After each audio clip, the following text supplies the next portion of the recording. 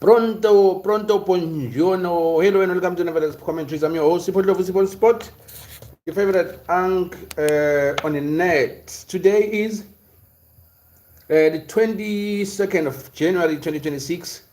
So you know what it do. It's 40 days of 40 cultures and 40 languages. So let me put it right.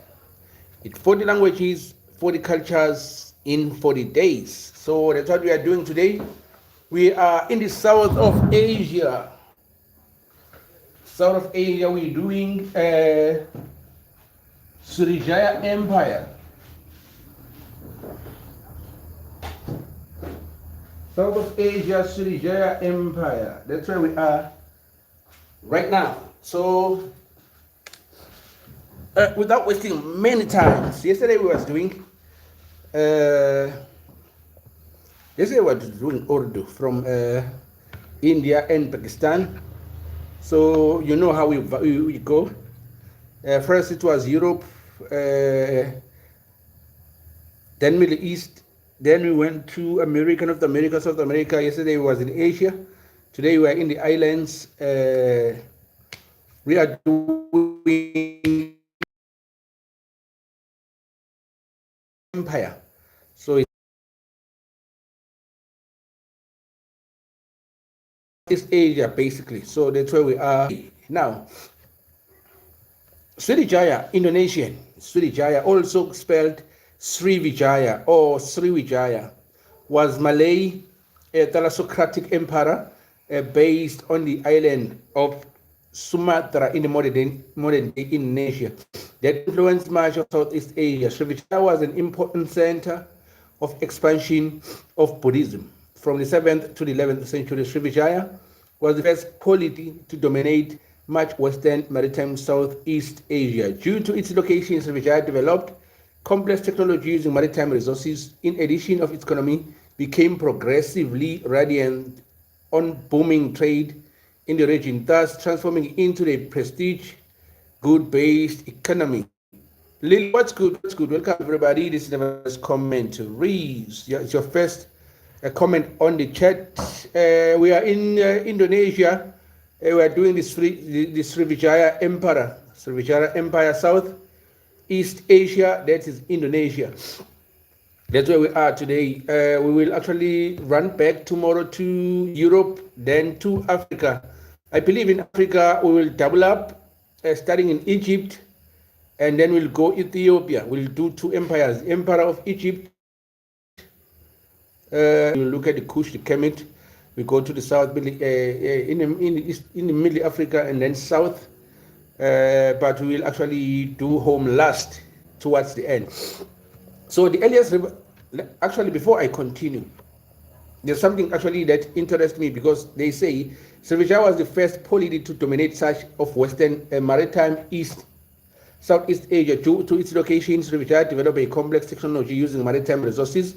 In addition, its economy became progressively radiant on the booming trade on the region, thus transforming into a prestige good-based economy. What's good? Welcome, bro. Maritime East Asia or Southeast Asia comprises the Southeast Asian countries like Brunei, Indonesia, Malaysia, and the Philippines, Singapore, East Timor, and so on and so forth. So its economy became progressively reliant on the booming trade in the region, transforming into a prestige good-based economy. Chwene dude say hi to me. Yeah, Chwene Koloti, I see you, bro. I see you. Actually, it's my first time seeing you on the chat. So welcome to the chat. We're nearly to 1,000 subs. So we are 3 subs shy to 400 subs. So it will help actually for you to smash the sub and help us reach 400 subscribers. So we are growing steady but surely. Thanks everyone who subscribed. We really enjoy growth with y'all. Today we are drinking water, no more Coca-Cola, or less Coca-Cola. Let me actually speak the truth. It's less Coca-Cola, more water. Now today we are doing the the Srivijaya Emperor. The earliest reference to its date from the 7th century, a Tang dynasty Chinese monk Jing. Now, yesterday we speak.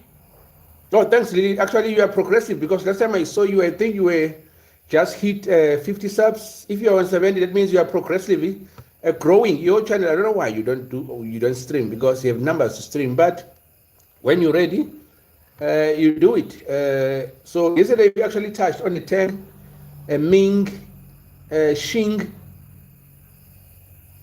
dynasties of China, and I was very Emda, who was actually touching base with the Eastern emperors.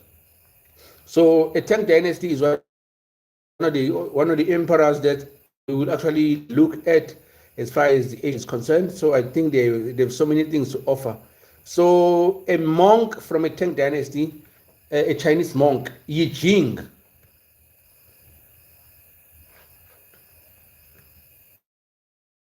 Now, we can't just pass the Tang dynasty. We need to actually say something about them. But Yi Jing wrote that he visited Srivijaya. So a Tang dynasty or Tang empire was an imperial dynasty of China that ruled from 608 AD to 908 AD with the interregnum between 690 to 705. It was preceded by the Sui dynasty and followed by 5 dynasties. 10 kingdoms period historians generally regarded the dynasty as a high point in China.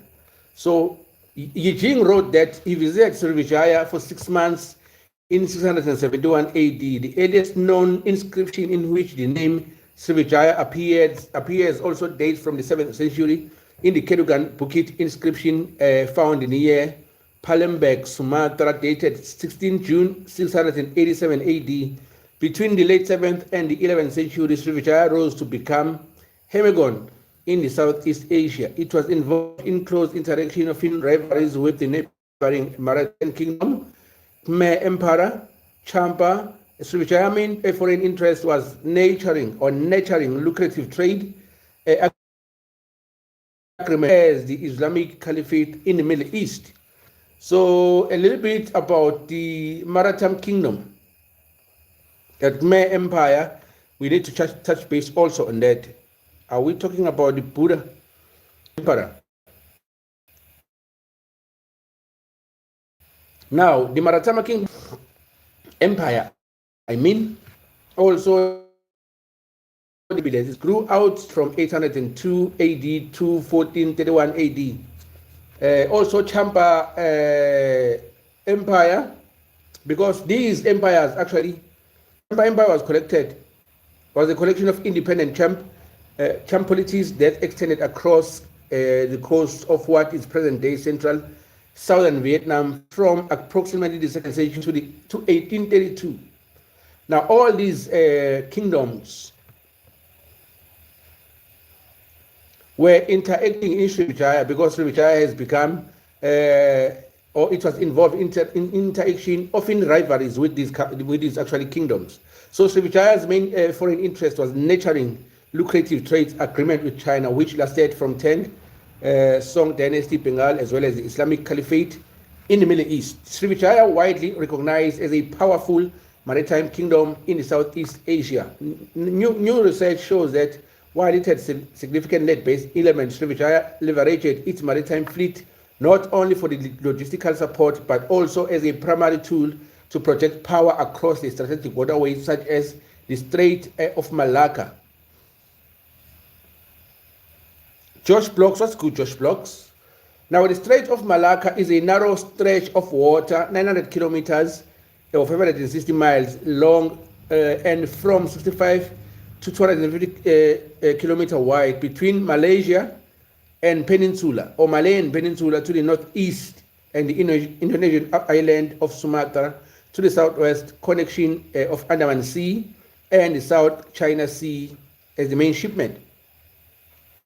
Now, the ships of the Srivijaya actually impose its power in this strip of waters.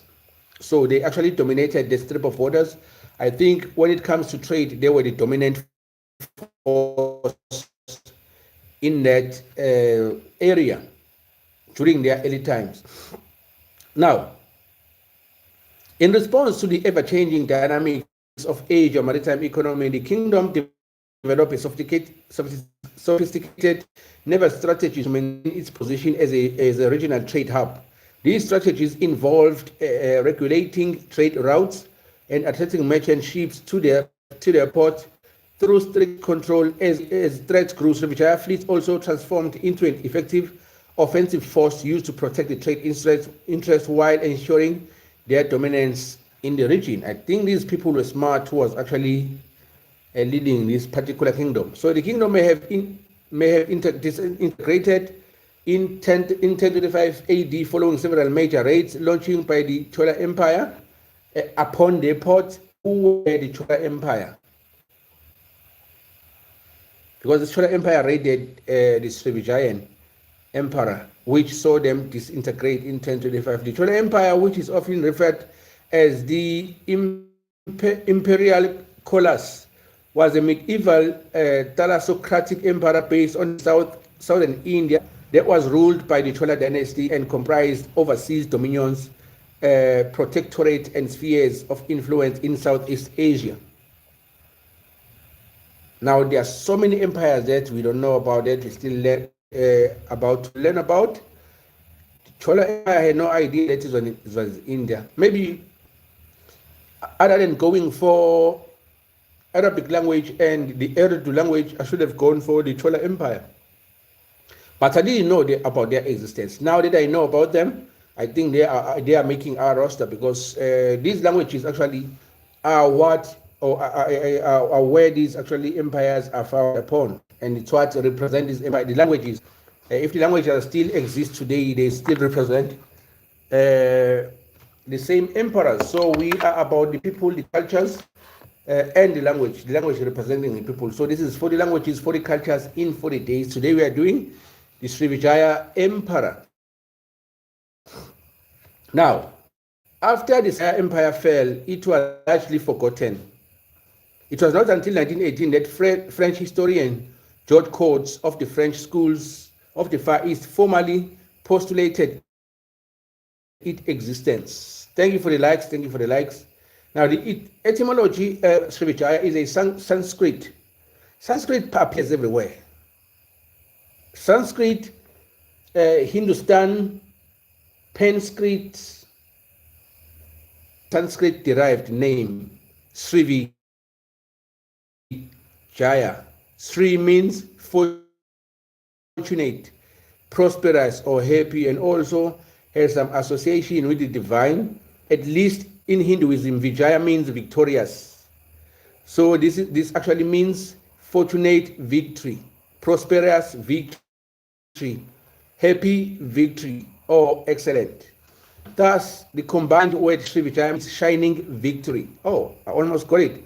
Splendid triumph, prosperous victor, radiance of excellent, or simply glorious.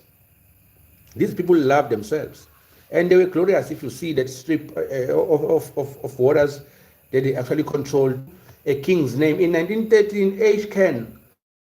was the first epigraphist that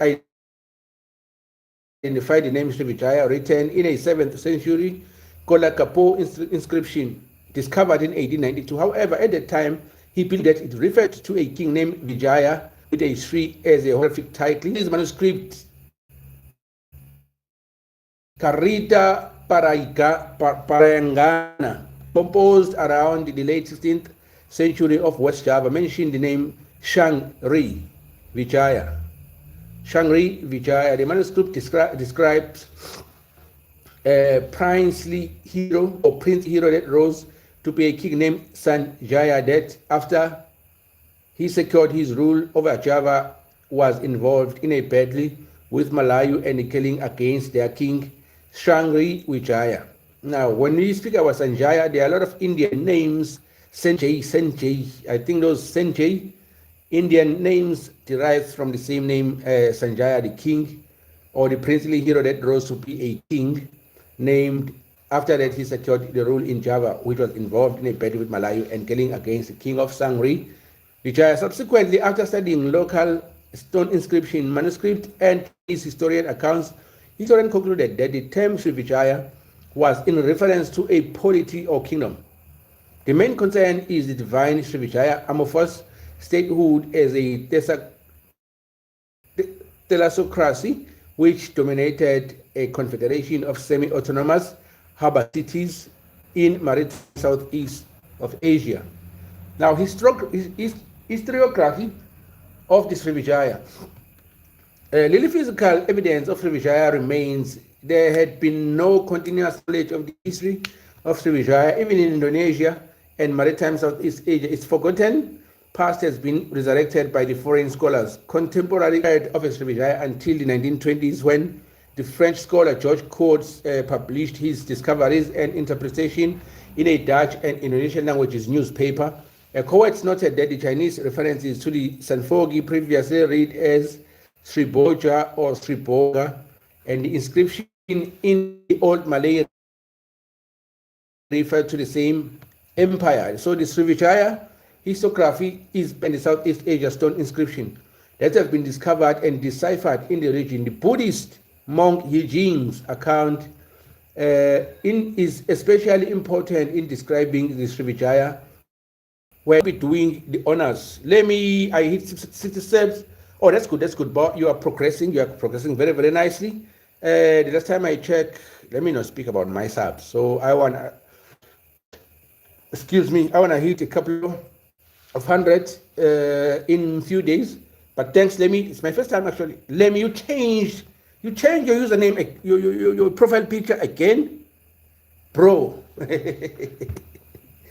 Bro, you changed your profile picture again. Congrats to the 60 subs, bro. You can also stream now. When ready, stream actually out your content, bro. You've been with us from day one. We love you, bro. We like you so much. Now, we need to check what is the Buddhist, because everywhere we go with these emperors and kingdoms and governments, there's always a form of a religious sect or a group that's involved. Now, in this case, with the Srivijayan emperor, there is the Buddhist. What is the Buddhist, or what is Buddhism? Now, what we get here, maybe if you can actually briefly speak about the Buddhism, briefly, probably for a minute or two. Now, Buddhists, also known as Buddha, are the people who adhere to the Buddhism, an Indian religious or philosophical tradition founded by the Buddha in the 6th or 5th century BCE in the Indian subcontinent. Buddhist identity may be religious, cultural, or secular, encompassing ordained members of the monastic community, Sangha, lay practitioners, and individuals who adopt Buddhist ethical principles, meditation, mindfulness practices without formal ritual affiliation. Now, Buddhists are broadly classified into two main categories: bhikkhus or bhikkhus, and the bhikkhunis, who are ordained monastics and serve as religious teachers, and upasakas or upasikas, who are lay followers living a household life while supporting and practicing teaching of the Buddhism. Now, the term is derived from the Sanskrit word Baudha, meaning a follower of Buddha. It self-originated from Buddha, meaning the awakened one. I wonder if the woke culture knows that actually Buddha was the first person to actually be called the awakened one or the woke one. In the ancient India, the followers of Buddha were sometimes identified as Shakyas, after the clan into which the Buddha was born. Now, the English word Buddhist emerged in the early 19th century, formed by the Buddha and the suffix Buddhist, which is suffix is east. So together they form Buddhist, denoting an adhering of a belief system. Its earliest recorded usage in English dates back to 1810. Now, globally, the distribution of the people identifying as Buddhists is highly uneven. Approximately 98% resides in Asia and the Pacific, around 1%. In Europe, less than 1%. Collectively, in Africa, Oceania, and the Americans, while the Asia Buddhist accounts for about 93% of the population of the East Asia. Yo, that's impressive. 67% in Southeast and 29% in South Asia. Southeast Asia is 67%, 29% is South Asia. Now, the Buddhist comprises of numerous schools and traditions, alongside non-denominational and secular forms. The two largest traditions are Theravada Buddhism, predominantly in Sri Lanka, Thailand, Myanmar, Cambodia, and Laos, and Mahayana Buddhism, which is dominant in China, Japan, Korea, and Vietnam. According to the Pew Research Center, there are approximately 220 million Buddhists worldwide, accounting for about 4.1% of the global population. Nevertheless, Buddhism has gained cultural and intellectual influence in Western countries, driven in part by growing interest in the meditation and mindful practices. By absolute numbers, congratulations indeed. By absolute numbers, Thailand constitutes the largest share of the global Buddhist population known, followed by China and Myanmar. Outside the Buddhist majority countries, sizable Buddhist populations are from India and also United States. So I'm not surprised if United States is accounted there, because most cultures that are found in USA are borrowed cultures. So I'm not surprised if they are actually up there with a country or a region that has more Buddhist followers, because maybe of mindfulness and also of meditation. So actually, not all of us know how to meditate. Some say you go like, but if I may actually explain what I understand about meditation. For me, meditation is about having this idea in your mind that you constantly think about it until you formalize it and bring it to life. That, for me, that's meditation. But maybe in Buddhism it's something different, because what I see is practically sitting down cross-legged and go. Now that thing will give you nightmares. I've tried it didn't work. I began to have suicidal thoughts after that thing. So for me, it's a no-go area. Okay, let's continue. The 7th century Siddhartha inscription discovered the Palembang and Bangka Island also as the vital primary historical sources. Also, regional accounts that some might be preserved and retold as tales and legends, such as legend of Maharaja or Zabaj and Khmer King, also provide a glimpse of the kingdom. Some Indians and Arabic accounts also vaguely describe the riches of the king of Zabak. It's likely that as the Khmer story was based on the Javanese overlord over Cambodia, the historical records of Srivijaya were constructed from a number of stone inscriptions, most of them written in Old Malay, using Palava script, such as Kedugan Bukit, Telang Tuo, Telaga Batu, Kota, Kapo inscriptions. So Srivijaya became a symbol of early Sumatran importance as a great emperor to balance Java Majapahit in the east. In the 20th century, both emperors were referred to by nationalistic intellectuals to argue for an Indonesian identity within a united Indonesian state that had existed prior to the colonial state of the Dutch East Indies. Amogelang, Mama Sheila, what's good, Amogelang? What's good, Amogelang? Welcome to Nevertheless Commentaries. I'm your husband of Civil Sport, on the native black Italian himself. So today is 40, a language is 40 cultures in 40 days. So today we are doing the Srivijaya. So welcome everybody. Don't forget to smash that sub if you're new to the channel. And we love everybody who come to the stream. So we enjoy a lot of our time interacting and learning about a lot of histories. So welcome, Amogelang, Mama Sheila. Now,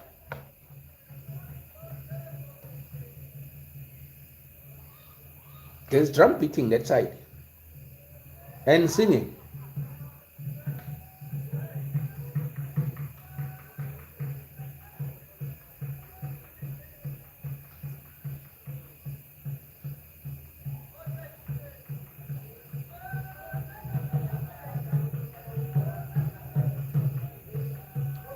I wonder if you can hear that.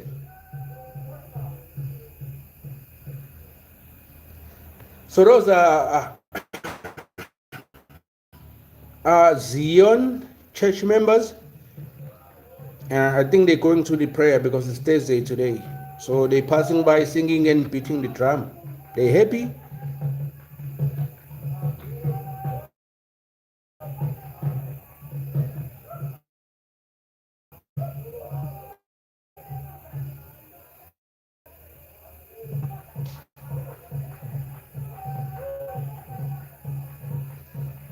That's just South Africa for you, man. That is South Africa for you at its best. Unfortunately, maybe you cannot hear them. So usually on Thursday there's prayers.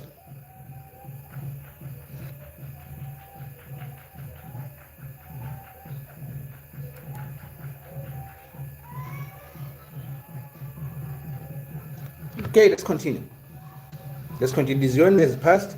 They are going to the prayer, beating the drum, singing, and all that. They are happy. Okay, after 500 AD, the roots of the Srivijayan Empire began to develop around the present-day Palembang, Sumatra. The Kerugan Bukit inscription, considered to be the oldest inscription related to Srivijaya, discovered on the banks of the Tagalan or of the Tatang River. Near the Karangawanya site states about the glorious Srivijaya, a Kodatuan kingdom of Opoliti, which was founded by the Dapunta Hyang Sri Jayanasa and his retinue. He embarked on a sacred Siddhayatra, a journey, and led 20,000 troops and 312 people in boat, which 1,312 foot soldiers from Minanga, Tamuan to Jambi and Palembang. Many of these armed forces gathered. Srivijaya had first consolidated its position in the southeast Sumatra, which at the time consisted of multiple. It's based on the inscription found in a riverbank. It's based on an inscription found in the riverbank, and some writers, probably in China and some other areas, wrote about this kingdom, but there's nothing formally written about the kingdom so far. So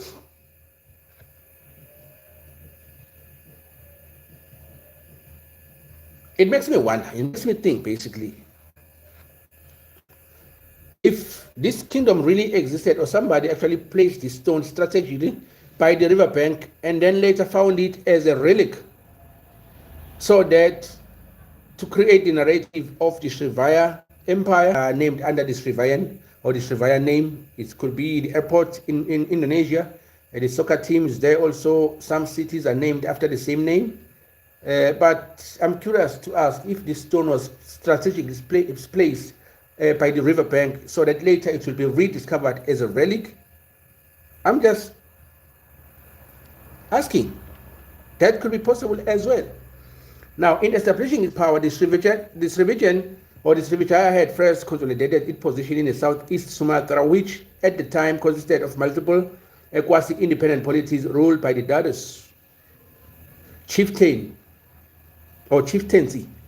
From the old Malay inscription, it is known that the Dapunta Hyang Sri Janayasa launched a maritime conquest in 684 with 20,000 men in the Sadiyatra journey to acquire wealth, power, and magical powers. Under the leadership of the Dapunta Hyang Sri Jayanasa, the Malayu kingdom became the first kingdom to be integrated to the Srivijaya. This possibly occurred in the 680s. Malayu, also known as Jambi, was rich in gold, was held in high esteem at the time. Srivijaya recognized that the submission of Malayu would increase its own prestige. It was about wealth. Let me the kid, yeah, subscribe to you, Lily. Oh, that's good, bro. That's good. I think it's important that we support one another because, in my opinion, I think we all need to grow together. When I first met you guys, most of you, especially let me the kid, your brother, Lily, Joshua,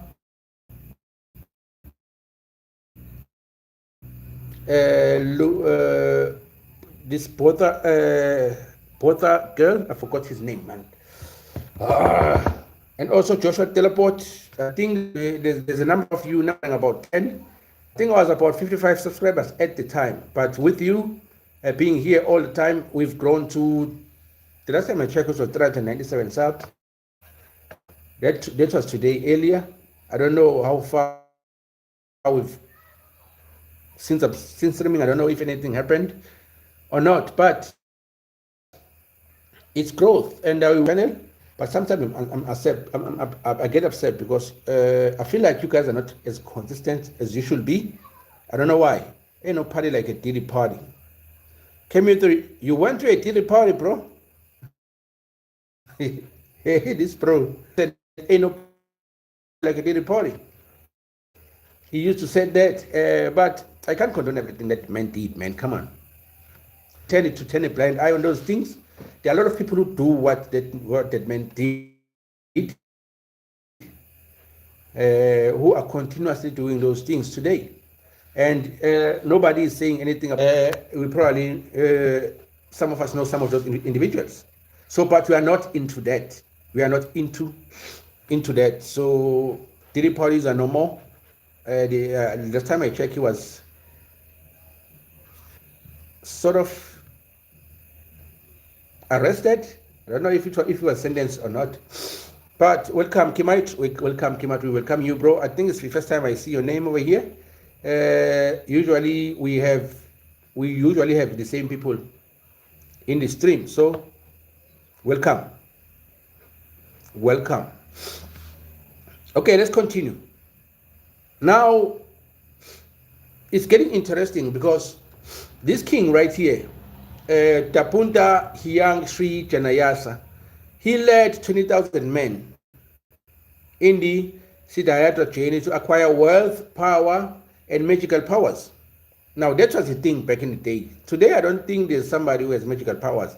That's my opinion. But if you do know somebody who has magical powers today, please refer that person to me. I will really, really want to see him because he has something rare. And I think he needs to actually have, he needs disciples who will actually learn how to harness those magical powers. Slow D. I have no idea what's that saying. Gwajab. What's good, bro? Now, this man led these 20 men to actually conquer. So under his leadership,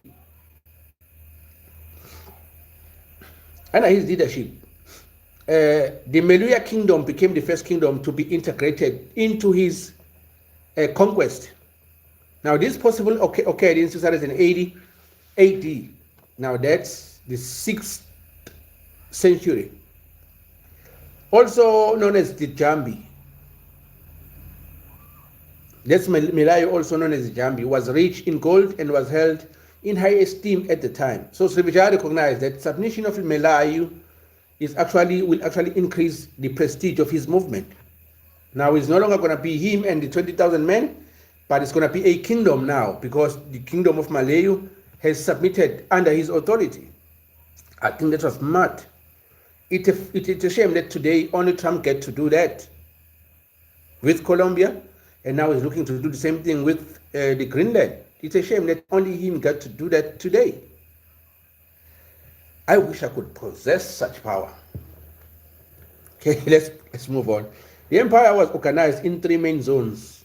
The Eastern capital region centered in Palembang, the Musi River basin, which served as a hinterland, and then the eastern areas capable of forming rival powers centers. Now, the areas upstream of the Musi River were rich in various commodities valuable to the Chinese traders. The capital was administered directly by the ruler, while the hinterland remained under the local datas and the tribal chief, who were organized into a network of alliances with the Srivijaya Maharaja or the king. Force was a dominant element in the emperor's relation with the rival river system such as the Petang Hari River centered in Jambi. Now, the Talaga Part 2 inscription discovered the Sabo King Eastern Palembang, also the Siddhayatra inscription from the 7th century. The inscription was very likely used in a ceremonial sumpa or allegiance ritual. The top of the stone is adorned with 7 naga heads. What are naga heads?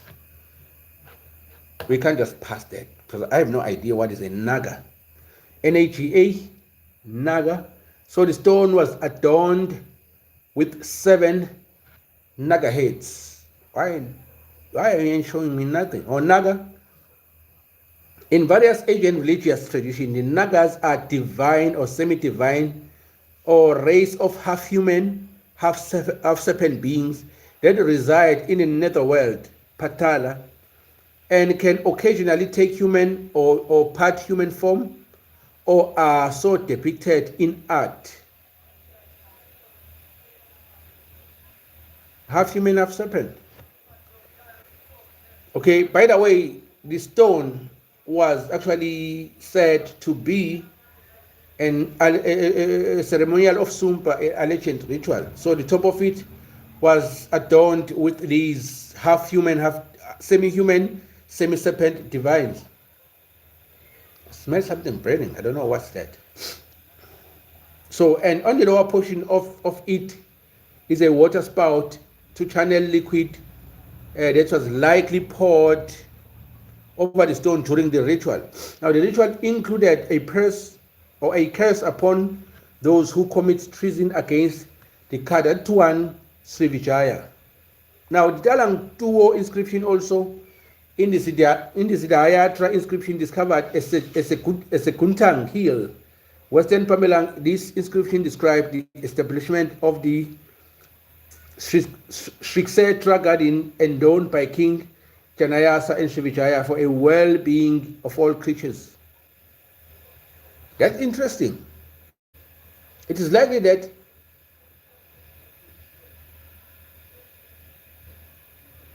something burns. I can smell it. I don't know what it is. But not in here. Somewhere else.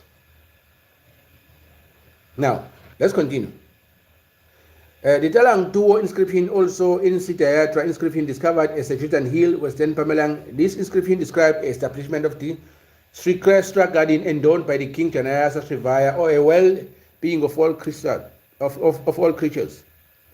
Now, after they found that stone, which is called a ceremonial sumpa, which was adorned with 7 naga heads.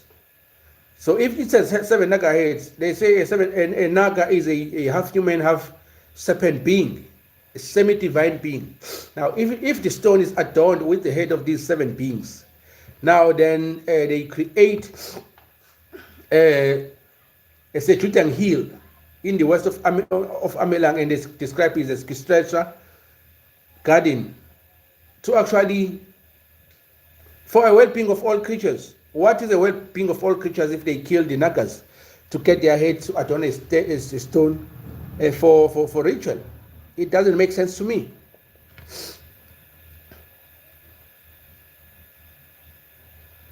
Now, according to the Kota Kapo inscription discovered in Bangka Island, the emperor conquered most of the southern Sumatra and the neighboring islands of Bangka, as far as the Palace Pasema and the Lambang. Also, according to the inscription of the Punta, Hyang Sri Jayanasa launched a military campaign against Java in the late 7th century, a period which coincided with the decline of the Taru Magara in the West Java and the Kalinga in the Central Java. The emperor thus grew to control trade in the south on the Strait of Malacca, at the west side of Java Sea, and possibly the Gulf of Thailand. Chinese record dating to the 7th century mention 2 Sumatran kingdoms and 3 kingdoms of Java as being part of Srivijaya by the end of the 8th century. Many Western Javanese kingdoms such as Tarumanagra and Kalinga were with the Srivijaya sphere of influence. Now, the Golden Age The 7th century of Sochomento inscription mentions that the old Malay-speaking Shivaist family led at Apunta Salendra had established themselves in the Petang area of the northern coast of central Java. He was possibly the progenitor of the Sailendra family. By early 8th century, an influential Buddhist family related to Srivijaya, the Sailendra family of Javanese ancestry, dominated central Java. Conquest of the Malay Peninsula. During the 7th century, Langkasuka of the Malay Peninsula became part of the Srivijaya. Soon after this, a Penpen of the Tambralinga north of Langkasuka came under the Srivijayan influence. These kingdoms on the peninsula were major trading nations that transported goods across Kra Isthmus. What was Kra Isthmus? The Kra Isthmus, also called the Isthmus of Kra in Thailand, is the narrowest part of the Malay Peninsula. The western part of the isthmus belongs to the Ranong province, and the eastern part to the Champong province, both in the south or in the southern Thailand.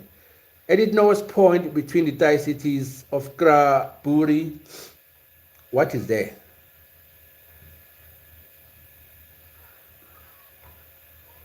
Are you all gonna go and research this after you've heard this, or you're just gonna listen here and that's it? There's something actually that I think I need to look at here. The Malay Peninsula. The Malay Peninsula is located in the mainland of Southeast Asia. The landmass runs approximately north to south, and its terminus at Tanjung Play is the southmost point of the Asian continental mainland. The area contains Peninsula Malaysia and southern Thailand.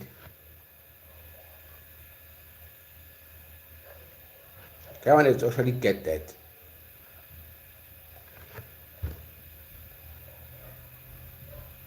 Actually, this nigga was ambitious. I'm sorry to call him a nigger, but because as I read his history, to me, he sounds like a friend already. That's why I call him a nigger. But I'm sorry to the people of the kingdom. It's just that I like this guy so much. That's why I wish we actually were allowed to do the same thing that they did. If you want to create wealth, you just put on an army, create an army, and go out there, get it. But there are rules and regulations that actually make sure that some of us doesn't do those things, but others get to do them. We see the United States with the what they do with the Venezuela and what they want to do with the Greenland. Sorry to bring that up, but it's the fact. It's out there. I'm feeling better, bro. Oh, that's perfect. That's perfect, bro. That's perfect. Welcome. Cardiff City fan page. Welcome. I'm glad, bro, that you are okay today. I'm glad. Yesterday I think I wasn't right after I finished streaming because I knew one of us was not okay.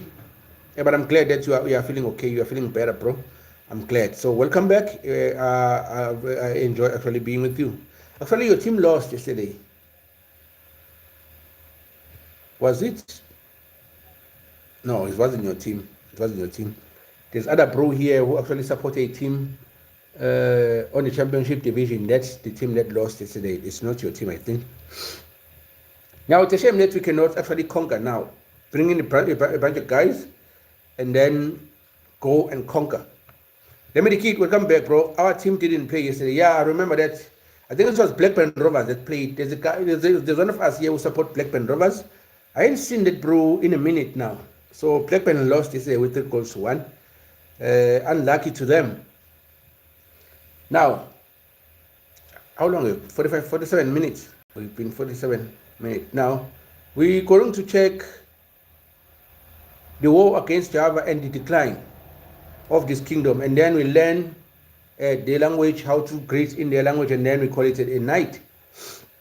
Now, in the 10th century, the rivalry between the Sumatran Srivijaya and the Javanese Mataram kingdom became more intense and hostile. The animosity was probably caused by the Srivijayan effort to reclaim the Selendra land in Java, or by the Mataram's aspiration to challenge Srivijaya domination in the region in East Java.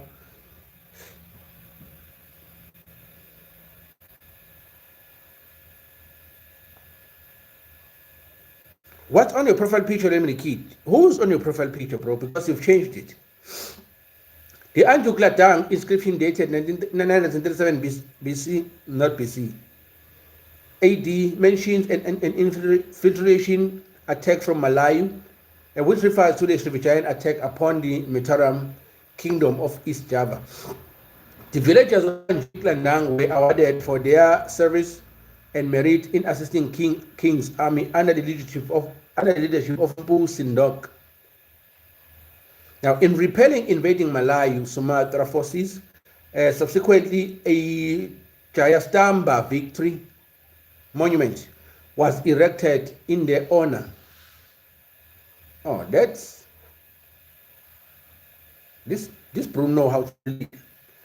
Now, in 980 AD, the king Damawangsa of Java launched a naval invasion against Srivijaya and attempted to capture the capital, Palembang. The news of the Javanese invasion in Srivijaya was recorded in Chinese Song period sources. In 988, a Srivijayan envoy was sent to Chinese court Guangzhou. After sojourning for about 2 years in China, the envoy learned that his country has been attacked by Java, which made him unable to return home. In 992,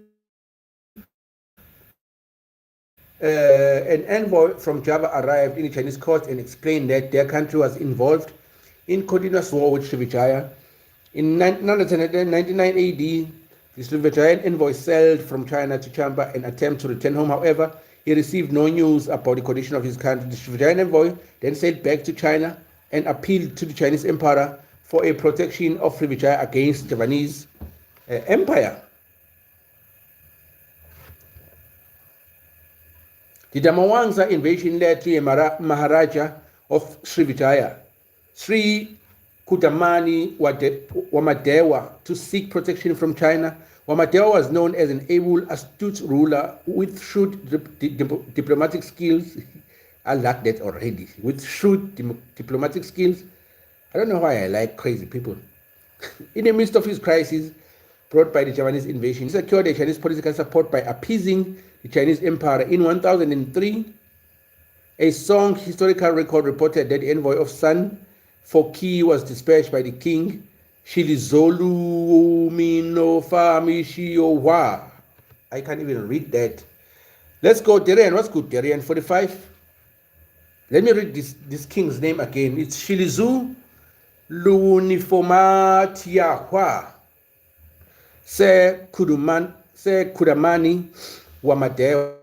The Srivijayan envoys told the Chinese court that in their country a Buddhist temple had been erected to pray for a long life of the Chinese emperor. Now they saw the allegiance to Chinese and asked the emperor to give the name of the bell for his temple, which was built in his honor. Rejoice, the Chinese emperor named the temple Chengten Wanshou, 10,000 years of receiving blessings from heaven, which is whoa.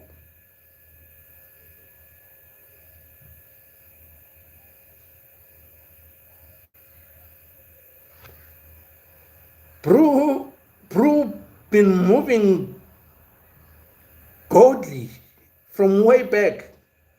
This bro, I can't even say his name. Shilizolu Nifomatiawo. When he offered the protection to the Srivijayan, and then they showed or they pledged allegiance, he then says, or he named the temple Cheng Ten Wang Shou, which is 10,000 years of receiving blessings from heaven. Heaven being China. Whoa. And the bell was immediately cast and sent Srivijaya to be installed in the temple. Now they saw their allegiance to China, China being their heaven, because they saved them. What if China actually orchestrated this battle from the beginning? Cause confusion, and then when they don't want to fight no more, then they come, declare peace, and then all the people swear allegiance to China. I'm just thinking, because some of the wars in the Middle East, let me not go there anyways.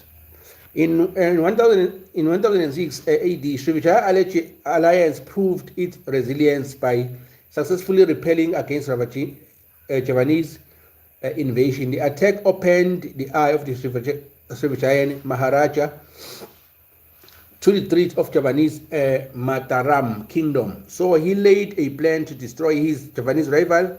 Srivijaya assisted Haiji King Warwaru of Luaram to revolt, which led to an attack and destruction of the Maratham palace. The sudden and unexpected attack took place during the wedding ceremony of the Damawangsa's daughter, which left the court unprepared and shocked. Now, with the death of the Damawangsa and the fall of the Maratham capital, the Srivijaya contributed to the collapse of the Marathama kingdom, leaving the Eastern Java in further unrest, violence, and ultimately desolation for several years to come. Now, there's some sneaky stuff right there. Now, the decline, Chola invasion.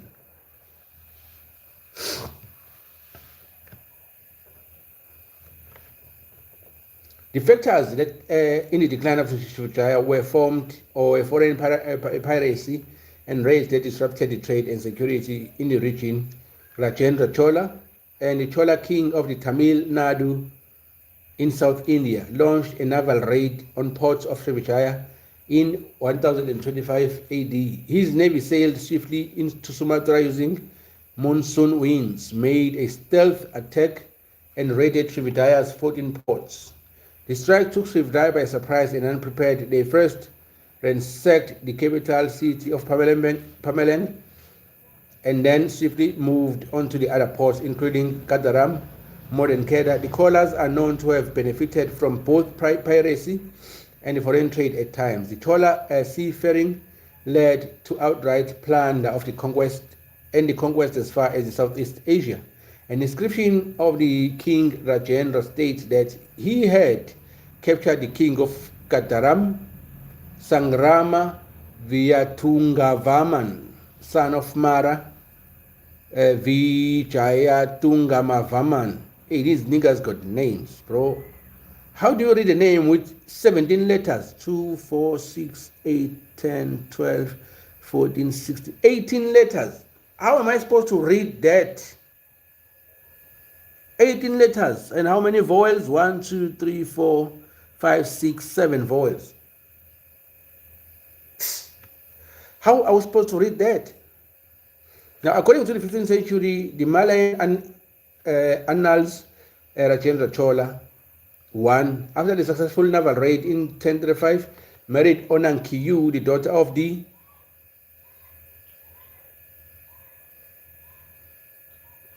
Come on, guys.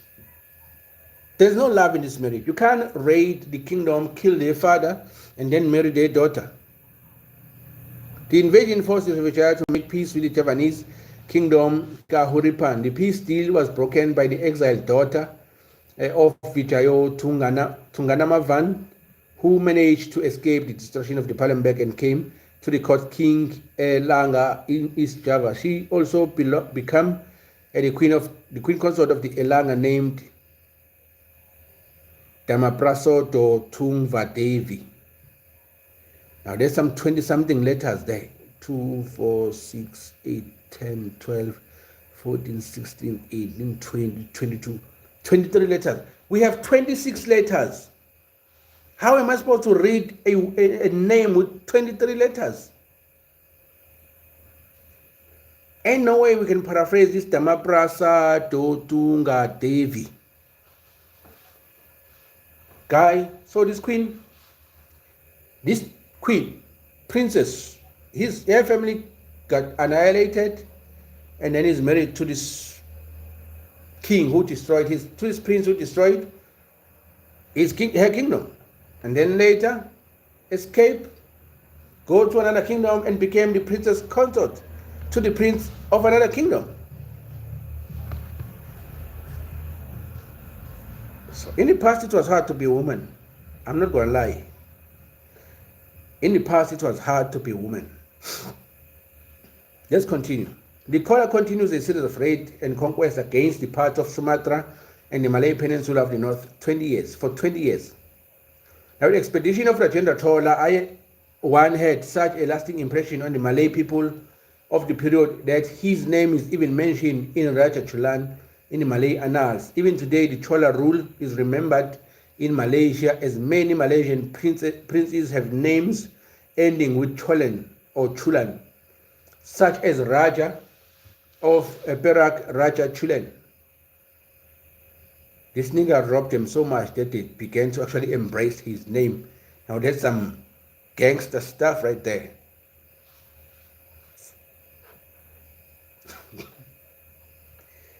Rob the nigga so much that his children began to endorse your name as their last names. That's some trauma stuff. These are traumatized. This is trauma.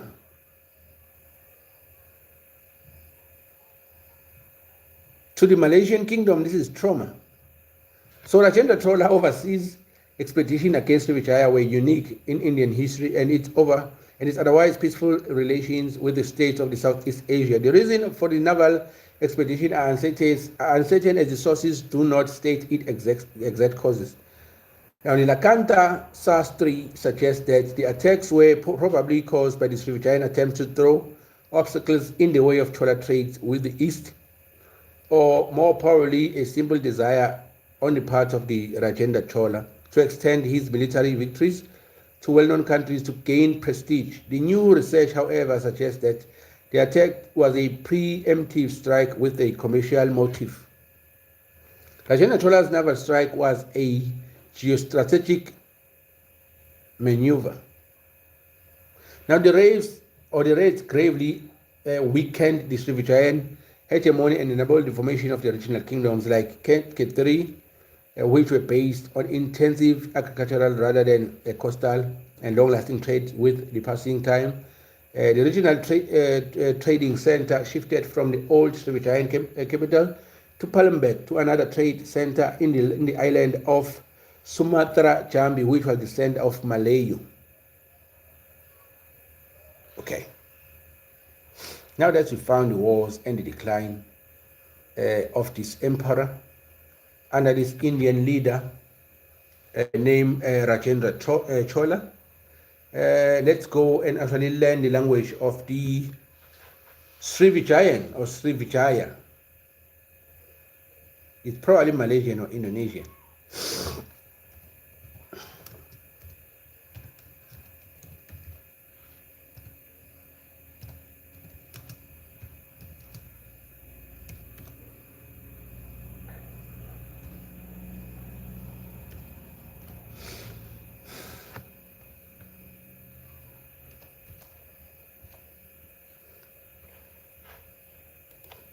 How do we greet in Srivijaya? When is your next formal football analysis? Tomorrow there's a game. Mamelodi Sundowns is playing Al Hilal. I think Al Hilal is from Libya. So it's an CAF Champions League game. I will do that tomorrow. It's playing at 8. After the game, I'll do it. I did some analysis. Did you check my previous analysis? And also, let me confirm first.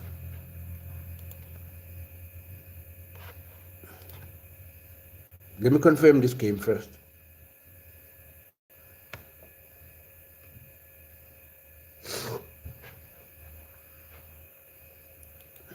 While searching for that game,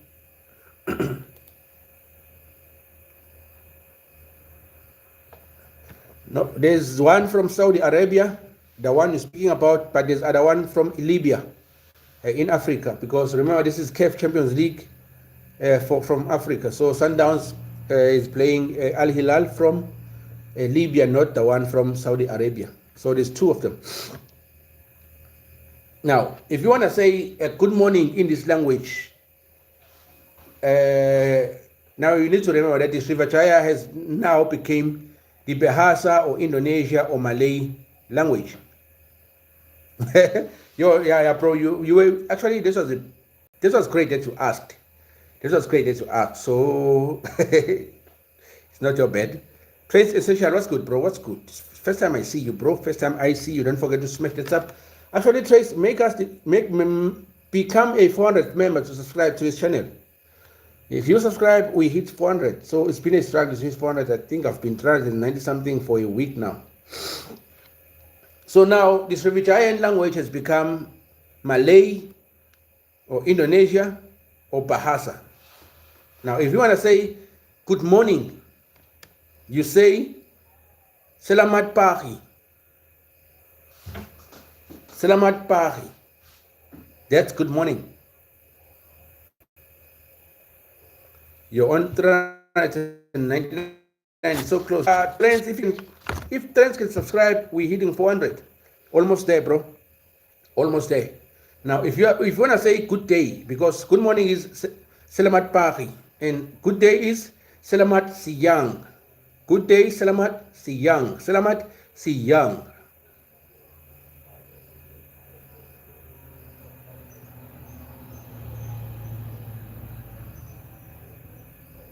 There's that smell. Let me check it out.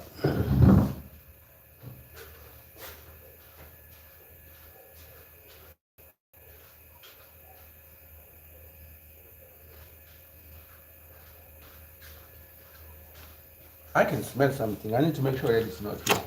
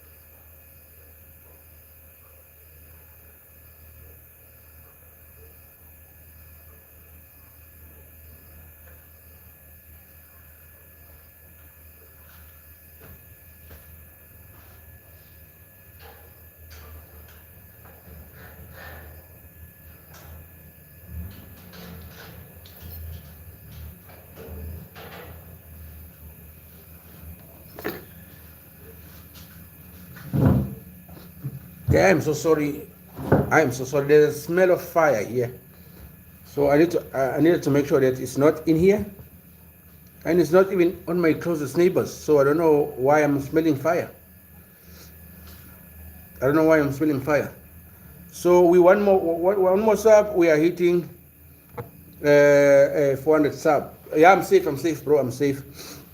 So if you want to say good morning, you say it, Selamat pagi. If you want to say good day, you say it, Selamat siang. Selamat siang. That's good day. So good afternoon, it's Selamat sore. Selamat sore. Now, good evening is Selamat malam. Selamat malam. Selamat malam.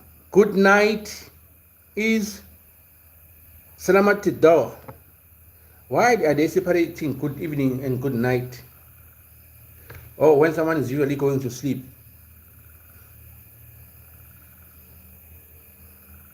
We usually say good night. Yeah, you said Selamat tidur. Now, physical gesture.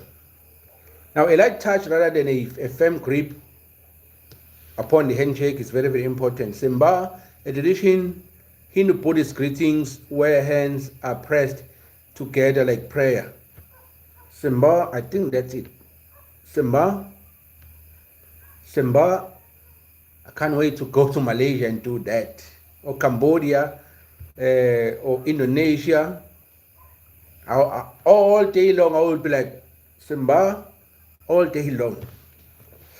Okay, cultural note, context matters. Selamat is the root of many respectful greetings, showing wish peace upon a person. Now, a respectful body language, lowering your gaze or bowing slightly when greeting elders is superior important. Simba, Simba, Simba, Simba, or Simba, Simba. This is fun. I wonder if I do it tomorrow. Just that I'm not sure. I'm not sure if we have any Malaysians or Indonesians in the country. But if I was sure that there was someone from Malaysia or Indonesia or somewhere in Cambodia, in South Africa right now, I'll go there and say, Simba tomorrow. Now, context matters. Now, Selamat is the root of many respectful greetings. Okay, I've actually checked that out. Friends might drop Selamat just to say Pari. Why is this going away? I'm busy here and this goes away.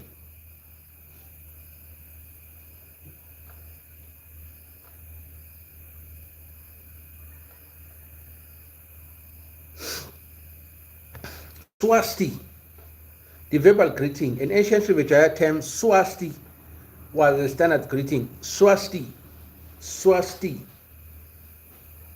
It is a Sanskrit derived word.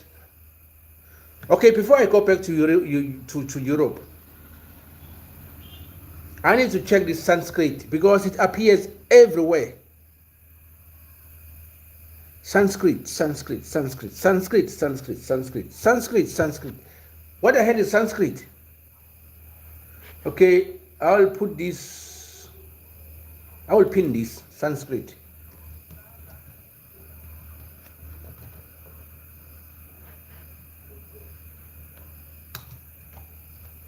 It appears everywhere as if it's the God of all languages. Everywhere there's Sanskrit, like it's the God of all languages. Sanskrit originated in ancient Vedic Sanskrit, the language of Rishvenda, 1500 to 1200 BCE. Okay, evolving into Proto-Indo-Iranian and influenced by migration of local languages. Its foundational Indo-Aryan languages standardized into classical Sanskrit and Panini around the 5th century BCE, becoming the sacred tongue of Hinduism, Buddhism, Jainism, and influenced many other modern languages in India. Now that makes sense. I know a little Indonesian. Oh, bro, you guys are amazing. All y'all are amazing. I have no idea about all these things, and every time you all just surprise me with some knowledge. I need to admit, man, I think I have the smartest chat in the world. Niggas might have millions of chats. I have the smartest. Now, let's continue with the greeting. A Bahasa Indonesian saya Barak. I wonder what that means, bro. Let me type it down here. Bahasa Indonesia. Oh, Bahasa Indonesia, that's regions. Saya Baruch. Maybe that's what I need to search. Saya Baruch.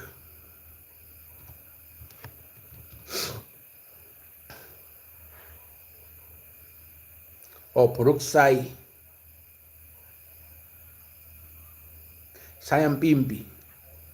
Baruch in English. Kenapa saya Baruch? What is that? Perasan Baruch. Man, they write the language. I can't read that. Atau negatif seringkali berasal dari pikiran negatif, pengalaman masa lalu, trauma, stres, kurangnya rasa percaya diri, atau kecemasan sosial yang bisa membuat Anda berpikir buruk tentang diri sendiri atau orang lain, dan isi bisa diatasi dengan mengenali pemicunya serta mengubah pola pikir. I have no idea what I just said. It means my Indonesian is not good.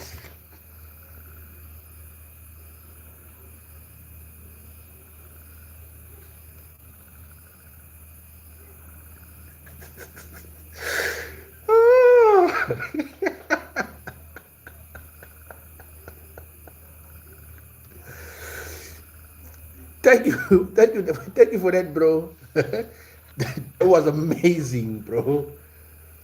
Already, entire paragraph or something that I have no idea what it says, but what you wanted to say is your Indonesian is not good, bro. Sanskrit is derived from 1500 BC. So it's an old language. That's about 3,500 years ago.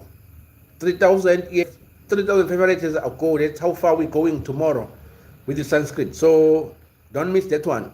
At 6, okay, I'm not sure if it's at 6. Let me rephrase that. Because I have no idea where I'm going tomorrow.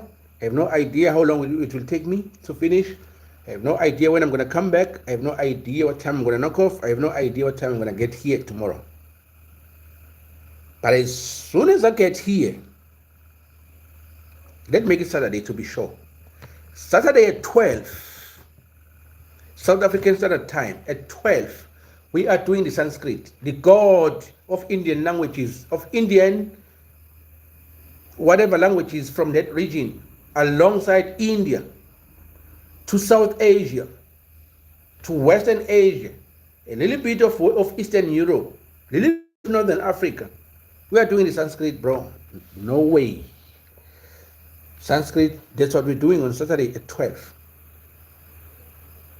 Sanskrit and its origin. Thank you, Cardiff City FC, bro. You just got me on that one, bro. I ain't gonna lie. So, now let's continue. Because now we are speaking the Malaysians, the Bahamas, the Indonesians languages. Now, the term appears in Srivijaya stone inscriptions such as a Ketukan Bukit inscription of the Kota Kapo inscription, where it often open on royal decrees. Modern, okay, December or Salam is the traditional non-contact greetings that dates back to Hindu-Buddhist era in the Srivijayan Majapahit. The action, clasp your palms together like a prayer position, similar to Indian Namaste or Tai Wai. And then you like, Semba. I wish I had some regal stuff on. Go to Southeast Asia, and all day long I'll be saying Semba. Or go to India, all day long I'll be Namaste. It's a shame that Indians from South Africa doesn't know all this stuff. But I was going to start that tomorrow. Maybe it's a bit good. It'd be good to actually go to my manager tomorrow and be like, Namaste, or idea what I just said. Now, level of respect, the height of your hands indicates the social status of a person you are greeting. 2 equal hands are held at the chest. Two equals. Hands are held on a chest. So these are equals. Namaste or Semba or Taiwai. To elders or superiors, hands are raised so that the fingertips are just below your chin or touching the tip of your nose. Here, it's an elder here, or the royalty will be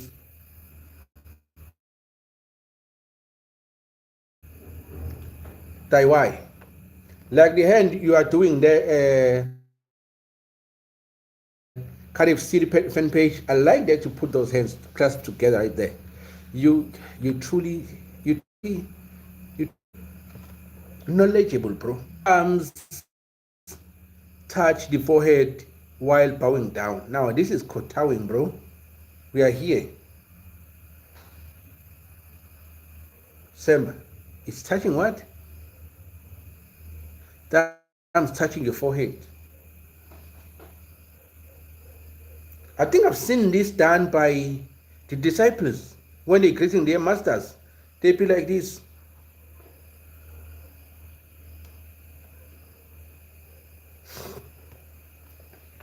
Now the modern usage of this gesture is still, I have no battery. I cannot have no battery.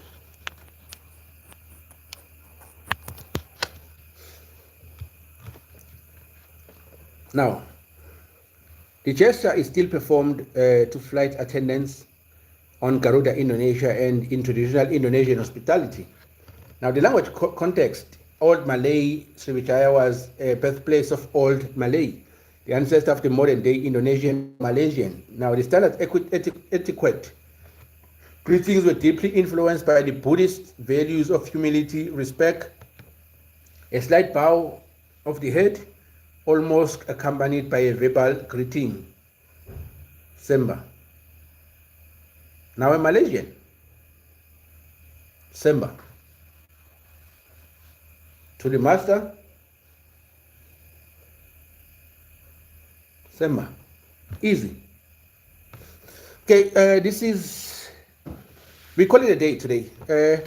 On Saturday at 12 SA time, we're doing the Sanskrit. I think we're going to actually, I think I'll have to look at Sanskrit at all angles because it's the mother of all these languages. All these languages, either Malaysians,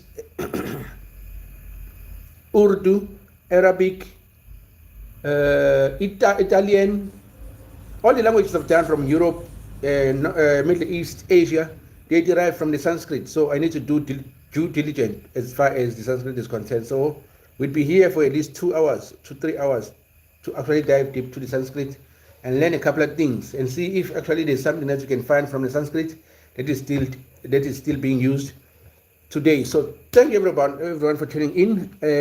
I will say a pronto pia seri. That's what I say. A pronto pia seri.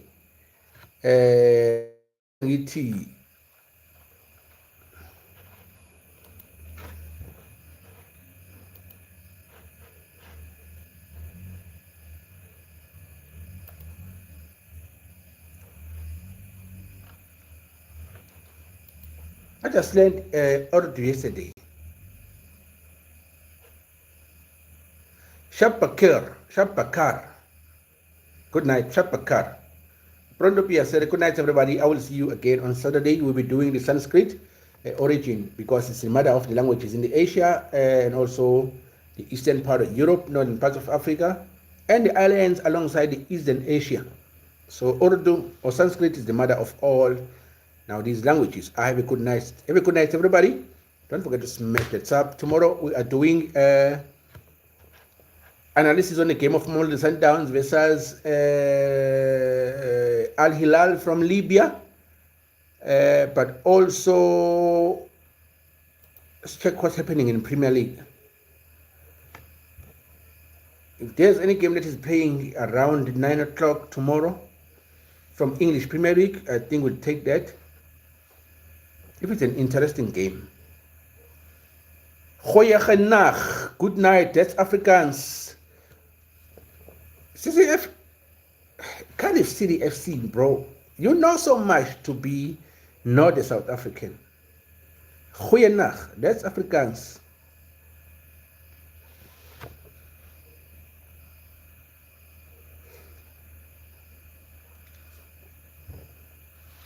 Tomorrow, what's the date tomorrow? It's 22nd. No, there's no game from the English Premier League tomorrow. Unfortunately, there's no game. So it's Sundowns and Al Hilal from Libya tomorrow. I spend a lot of time learning languages. Oh, okay. Okay, you and Lily actually have walked this journey before me, and also Gamda. Gamda, I think it dropped a lot of knowledge yesterday. As far as, because I've checked today at this Srivijaya because of Gamda.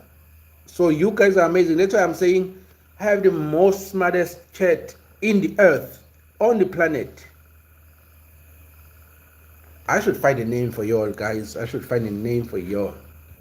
Because you guys are amazing. You're brilliant. You're smart. I need to find a name from one of these languages that represent your brilliancy. Probably from the Sanskrit, the oldest language we are going to do so far. We'll find a name that says the smart ones or the brilliancy. Then we use that. Then you, because y'all are not stopping to surprise me. You be dropping knowledge all the time. Levante and Elche, I'm not trying to watch that. Yeah, I'll find something, bro, from the Sanskrit. That means y'all got brains. And then from that time on, that's how I will be addressing y'all. You will be known by that name because y'all are very, very smart. You always drop in knowledge. Okay, tomorrow we're doing Sundowns Al Hilal. I might stream, you never know, but on Saturday, I'm sure that, I might stream actually speak about football.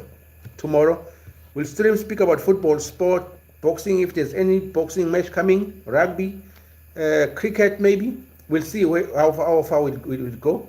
But for now, I will say good night, everybody. It was nice being with y'all. Goeienacht, a pronto, piacere. I will see you again tomorrow. Take care. I love you all. Don't forget to smash that up and check out our content. We have some nice content that we released lately as far as football is concerned. So if you're not familiar with football in South Africa, check out our reaction, our analysis. Then you'll get to be familiarized with the game. Also, you can check out our game. It's fantastic. It's up there in terms of competition. Thank you. I love you all. Everybody, good night. Take care. Pronto piacere. Goeienacht. Good night. Nilale kahle.